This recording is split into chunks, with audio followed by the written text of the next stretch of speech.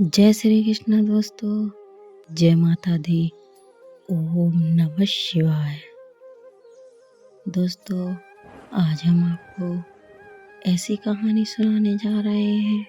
श्री कृष्ण कहते हैं कि कलयुग का आरंभ और मोक्ष की प्राप्ति कैसे हुई। चलिए सुनते हैं इस कहानी के द्वारा। तो भक्तगण, आप इस कहानी में खो जाएं, इससे पहले वीडियो को लाइक करें, शेयर करें, सब्सक्राइब करें और इस कहानी को पूरा सुनें, नहीं तो इसमें श्री कृष्ण का अनादर होगा। तो चलिए शुरू करते हैं इस कहानी को। ये आरंभ की कथा महर्षि सूर्य ने नामिसा रण में एकत्रित हुए अपने सभी ऋषिगणों को यह कथा सुनाई। महर्षि सूर्य ने सभी ऋषियों को कथा शुरू करते जब राजा परीक्षित ने कहा, यह कथा 1 सप्ताह में उस समय सुनाई थी जब एक ऋषि कुमार ने श्राप के कारण राजा परीक्षित की मृत्यु को केवल 7 दिन शेष रह गए थे। और इतने में कथा सुन रहे ऋषि सैनिक बोलते हैं, हे महर्षि सूर्य, राजा परीक्षित तो महाप्रतापी पांडवों के पौत्र और वीर अभिमन्यु के पुत्र थे, तो भला ऐसे पुण्यात्मा राजा को ऋषि कुमार का श्राप देने से क्या हो सकता है। महर्षि सूर्य बोलते हैं, सैनिक जी, यह भी काल का विधान है कि महाराजा परीक्षित जैसे धर्मपरायण और प्रतापी राजा को एक बालक के श्राप का दंड भोगना पड़ा। परंतु जब परीक्षित को मिला तब धरती पर कलयुग का आगमन हो चुका था। भगवान श्री कृष्ण मृत्युलोक को धरती लीला समाप्त करके वैकुंठ धाम सिधार चुके थे। उनके बाद पांडव भी संसार से विरक्त होकर अपने पौत्र परीक्षित को सारा राजपाट सौंपकर हिमालय पर्वत को चले गए थे। इधर कलयुग चुपचाप एक चोर की भांति मृत्युलोक में प्रवेश कर चुका था।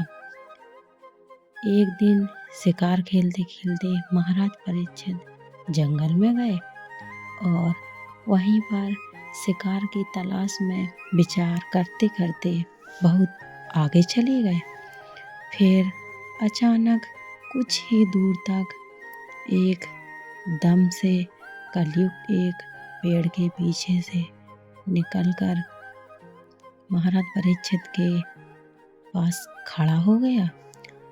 कलयुग को अचानक ऐसे सामने आकर खड़ा देखकर महाराज परीक्षित बहुत ही क्रोधित हो जाते हैं और बोलते हैं, इस प्रकार हमारा मार्ग रोकने वाले कौन हो तुम। तभी महाराजा परीक्षित से एक भूल हो जाती है और उसी भूल के कारण कलयुग का आरंभ हो जाता है और कलयुग को इस धरती पर आना पड़ता है। तो इसी प्रकार एक नदी के किनारे धर्म बैल के रूप में बैठा था और एक तरफ गाय के रूप में पृथ्वी माँ बैठी विलाप कर रही थी। तभी धर्म पूछता है कि तुम इतनी दुखी क्यों हो पृथ्वी। तो पृथ्वी माँ कहती हैं कि धर्म, तुम तो सब कुछ जानते हो।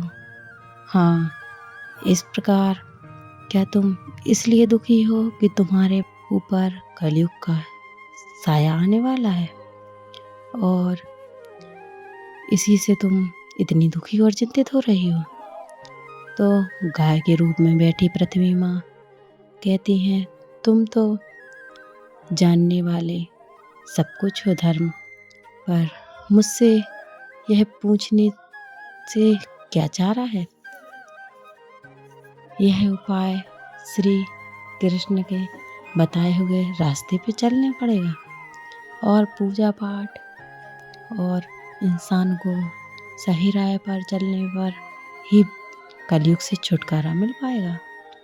लेकिन कलयुग जो गंदे काम करेगा वह कलयुग के कारण ही होगा। इसी प्रकार कलयुग तो अभी शुरू होना है और घोर कलयुग भी आएगा और एक दिन घोर कलयुग आते आते उसकी समाप्ति हो जाएगी। यह इस प्रकार पृथ्वी माँ चिंतित होती हैं। आरंभ की इसी प्रकार कलयुग की शुरुआत हो जाती है।